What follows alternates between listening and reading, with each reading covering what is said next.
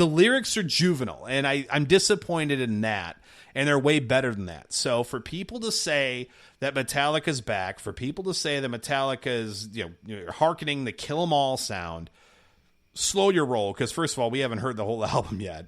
Is it better than what I've heard before? Well, yeah. But again, that's like saying they've done F work before and now they have a solid D+.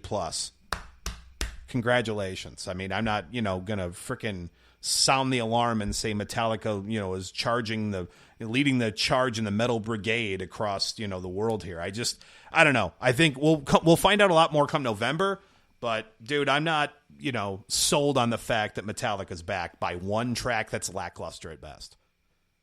Well, let me ask you this. Now, to me, this is the litmus test right here. Let's suppose it wasn't Metallica. Okay.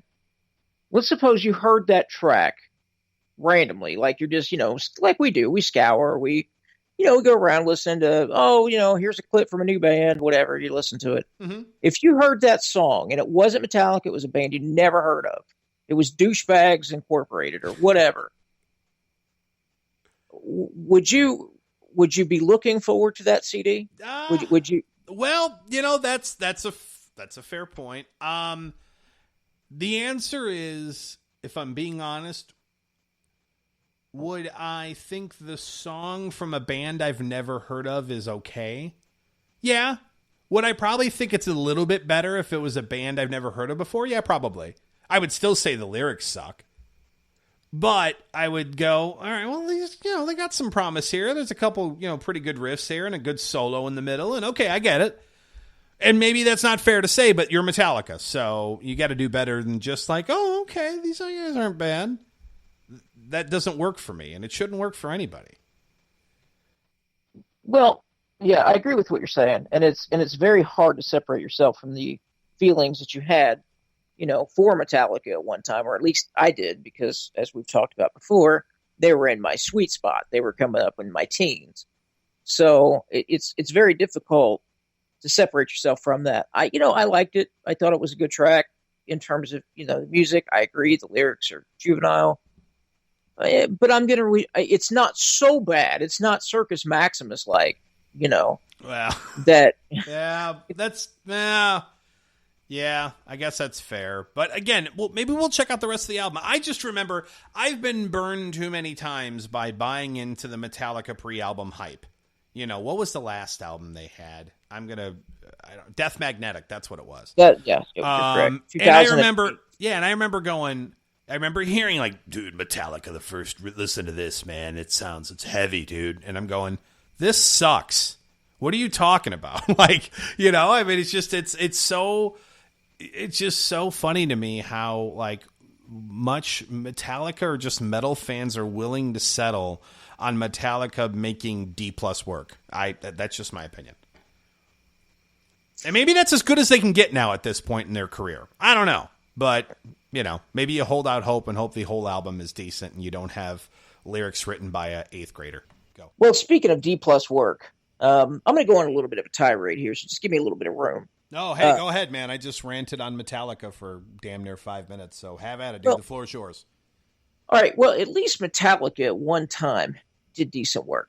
In fact, they did damn good work at one time.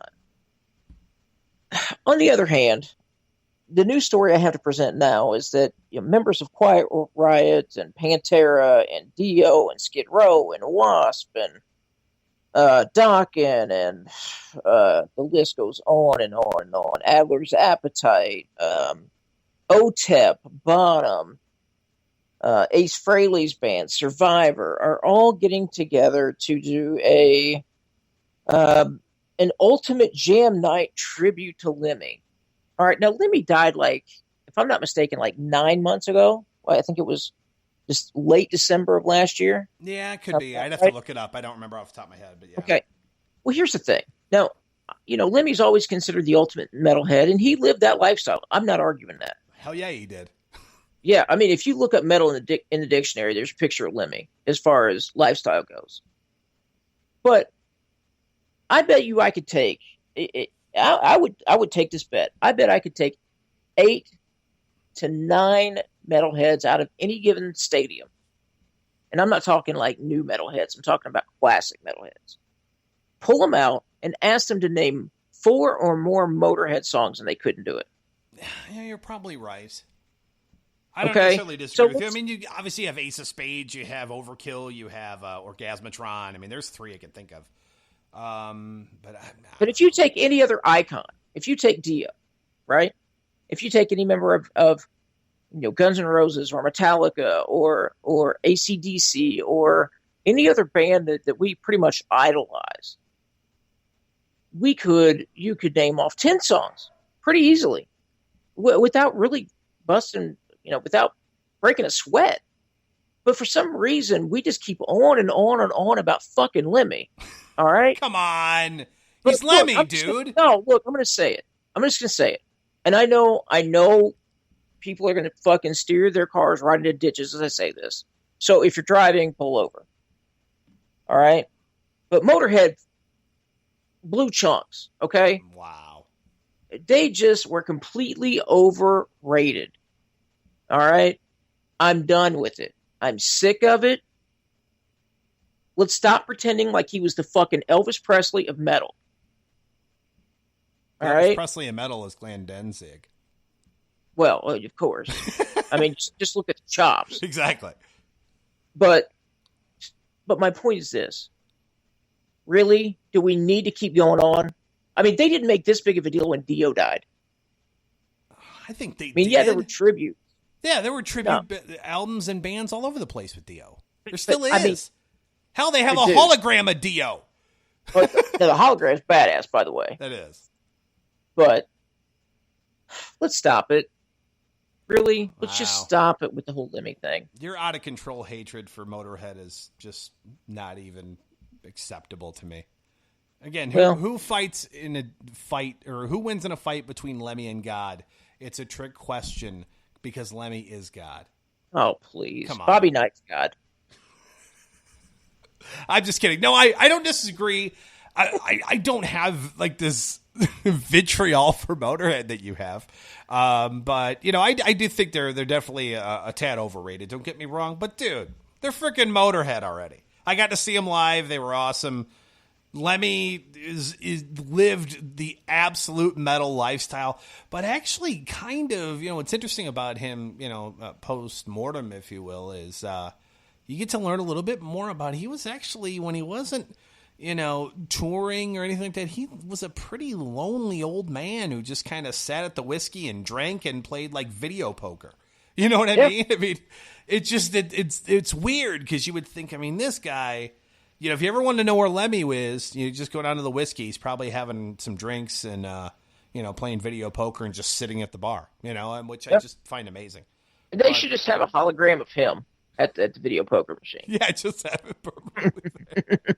That'd be awesome. Yeah, if bands want to get together and have some tribute concert or tribute albums for Lemmy, that's great. I would just say if you're going to do it, earn some money for some charity that was important to him or something like that. Maybe, I don't know. Which would probably be like the Maker's Mark Foundation. That's what I'm saying. Yeah, just buy lots of booze. But well, I don't know. Calm down, Biv. Come on, you love Motorhead. Admit it. All right. Well, how about 3 vocalists that I do love? Okay. Blaze Bayley. Okay. Tim Ripper Owens. Mm-hmm. And Jeff Tate, probably my least favorite of the 3, but I like him. Okay. The 3 of them are engaging on a Trinity tour together. Really? Yes. So now they're going to do something all together, or are they just touring together? No, they're touring together, and they're going to rotate who opens for who, just like Metallica and Guns N' Roses did back in the day. Okay. And they've already announced tour dates here in the U.S., which is fucking phenomenal. So they've only announced a few tour dates so far, Pennsylvania, Maryland, and New York. But they are all touring together. This was originally a concept that they were going to do back 15, 20 years ago before Bruce Dickinson went back to Iron Maiden. He was actually part of that trinity, if you will, where they were going to tour together and do this. That'd have been cool. That would have been very cool. But still, come on, Jeff Tate, Blaze Bayley, and Ripper Owens. It's crazy because if you think of at least who they were, bands that they were a part of at one point. I mean, you're talking Iron Maiden, Judas Priest, and Queensryche. I mean, that's crazy if you really think about it. Yeah. It is. So the original name was the Three Tremors, but it was scrapped in favor of Trinity because, they, out of fears for, something, I think there was another band or another something else that was named that. So they actually came up with the Trinity tour. And I don't know about you, Jason, but I'd love to see that. Yeah, I would definitely want to see that. But the Three Tremors is an awful name. So I'm glad they Well, got rid of it. I'm glad I'm glad they went with the Trinity. I really am. Three Tremors sounds like a really shitty B movie. It does. With starring I don't know, Kevin Bacon and no, that was Tremors. Well, right, that's what I'm saying. So this would be it's the Three Tremors. They skipped 2. They did the Three Tremors. It's with Kevin Bacon and who else can we put in it? Tom Selleck. Steve Buscemi, maybe? What? Tom Selleck from 3 Men and a Baby. Yeah, the Three Tremors. Yeah, exactly. Steve Buscemi's got to be in it. Yeah. Oh, that's awesome. Yeah, that's in the Three Tremors. That's a terrible name, so I'm glad they scrapped that. But the Trinity Tour sounds cool, man. Yeah. So if they come anywhere near, Indianapolis, Chicago, Cincinnati, Dayton, we got to hit that up. Yeah. Hell yeah. But speaking of other people we really dig, you remember our friend Kim Olsen? I do. And you remember he said he was doing some key work for the Pretty Maids. Yep. Well, Kingmaker, the album that he helped record on, is being released in November by the Pretty Maids. Very nice. So that is very nice. Kingmaker out November 4th by Frontiers Music. So we've got to get Kim back on the show. Yeah, that'd be awesome. And I'm sure Kim would, because he's one of the, and I'm saying this right now for those of you listening to the show. We've had some tremendous guests. We've had some great people, but arguably one of the nicest dudes I think I've ever talked to in my entire life. Just an awesome guy. We still chat back and forth every once in a while on Facebook. I mean, just an awesome guy. And, incredibly talented. And Pretty Maids, especially their last album. That was at Motherland. I could be screwing up the name of their last album. But it was... It was Louder Than Ever, wasn't it? I don't think so. I'd have to look. We're doing this on the fly. But really, really good album that I really liked. And I'm going, man, these guys have been doing this forever. And it sounds as fresh as anything they've ever done. So I can't wait for the new stuff to come out in November. And the fact that Kim's on it, heck yeah, we're going to check that out. Absolutely. So, but also too, I wouldn't mind getting one or two of the guys from the Pretty Maids themselves on here as well. Yeah, maybe we get Ronnie Atkins on the band. We'll have to get Kim to get us to hook us up with a pretty killer guest when their album comes out. That'd be awesome. Yeah, so 11 tracks. Looking forward to it. It's definitely an album we will review here on this. We're going to definitely check that out. And speaking of checking stuff out, like we do on every episode of According to Metal, it's time to talk Biv's best band you never heard of. Biv, let's talk some BBB, man. Let's do it. Biv's best bands you've never heard of. If you're an According to Metalhead, of course, you're expecting this segment of the show. Maybe it's your favorite segment of the show. I know it's Biv's favorite segment, and that's because he scours the interwebs day and night and day, 24/7, 365, looking for the best metal bands you've never heard of, and this episode, of course, is no exception. So, Biv, who's your best band we haven't heard of this week? Well, believe it or not, it's yet another band from the United States. Wow, what's up with that? I don't know. I'm not intentionally doing this because... well, as you know, without a doubt, the better metal scene right now is overseas. I'm not even going to pretend like it's not, but came across a band that has a full-length CD out and an EP out from Sacramento, California.